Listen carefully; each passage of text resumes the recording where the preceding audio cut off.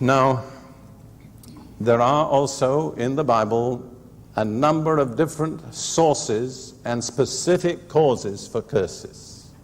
We've dealt with the general one, now we'll deal with some specifics. The first source of curses, and this may surprise some of you, is God Himself. There are many curses in the Bible which God Himself pronounces.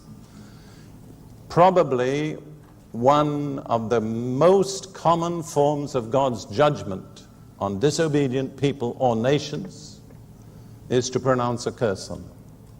And then as the curse is worked out, that's the outworking of God's judgment. You understand that? God both blesses and curses.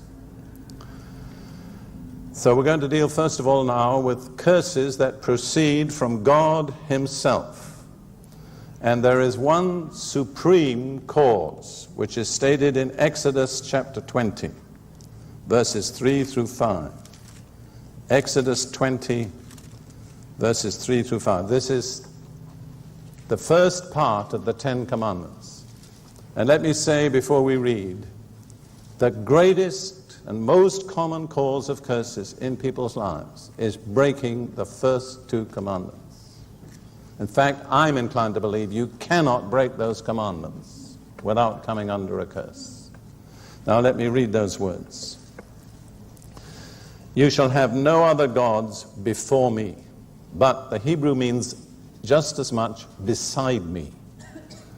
It's not a question of having the Lord as the main God and other gods as well. Because He says, I am the Lord, and beside me there is no other God.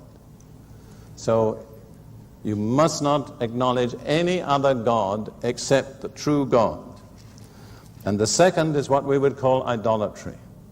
You shall not make for yourself any carved image or any likeness of anything that is in heaven above, or that is in the earth beneath, or that is in the water under the earth. You shall not bow down to them nor serve them. For I, the Lord your God, am a jealous God, visiting the iniquity of the fathers on the children to the third and fourth generation of those who hate me. Notice that's a specific feature of a curse. It goes on for at least 3 and probably 4 generations.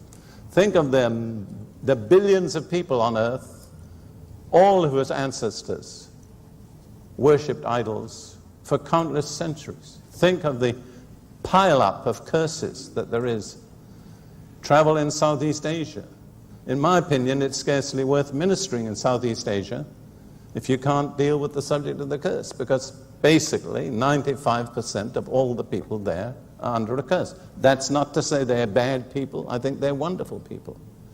But there's something from the past, you see.